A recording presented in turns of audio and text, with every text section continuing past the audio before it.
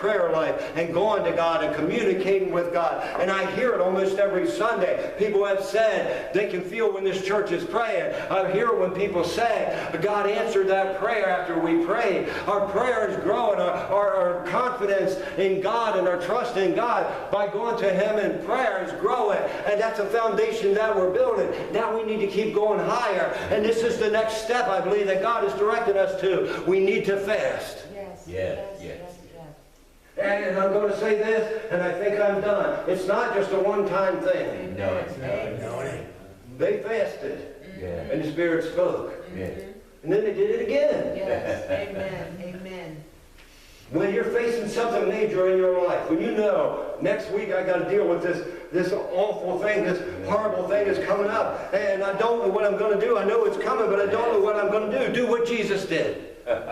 He knew he was going out there to face Satan. So he prepared himself by fasting. My God. It'll work. Yes. Thank you, Lord. It'll work. How do I know it'll work? The Bible tells me so. Yeah. Lord, thank you, Lord. Thank you. It'll work. If you got a problem on the horizon, if you got a problem you don't know the answer to, if you got a situation or a circumstance that you have to face it how Jesus faced his. Yeah. If you got a decision, if you've got a choice, if you need direction, do what those disciples and apostles did, fast and pray, and the Spirit will guide you. Amen. It works. Yes. It's the only way to conquer the flesh. If you've got family members, if you've got friends, if you've got acquaintances that the devil is just hammering on, and you've been praying and nothing's been happening, maybe Jesus is saying, this kind cometh not out, but by prayer and fasting. Yes. Church, we need to get down to business. Yes. Yes. It's time to quit playing church and be the church. Yes. Yes. The powerful church. Yes. The anointed church. The church that is indwelled by the Spirit of God. Not the church the way the world thinks of church. Not even the church the way most of the church thinks of the church. But the church the way God set up the church. Thank you, Jesus. And we can be that. And we can do that. And God is leading us there. And God is directing us. And God is telling us what we must do. Now we must do it. Yes. Yeah. I fully expect. I have no doubt in my heart. I know, because I know my God, I know that if we are obedient and we do the things that He tells us to do, things are going to happen. Yeah. Yes. In your life.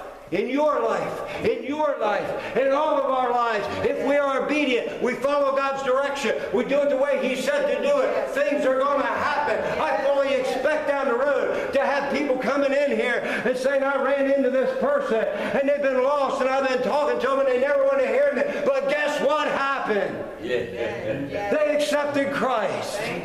I expect people to come in here and say, this person I know has been sick and they've been down and they just can't get over it. But I prayed for them and guess what happened? Yes. They were healed. Yes. Yes. I expect to hear these things. Why do I expect to hear these things? Because it happened in that church. Yeah. It should happen in this church. Yes. Because it's the same God. Yes. Yes. Yes. But we got to do what God says to do, or it ain't going to happen. Amen. Amen. I could go on, but God says that's enough. Amen. Amen. Last thing, think about this. Really think about this. God is calling it fast. Yes. I'm not. But God is, or He wouldn't have sent this message. We need to fast. Yes. Yes. I can't explain it. I don't know why. I don't know how. But I do know that if we do that, Yes. we'll begin to be victorious over the flesh. Yes.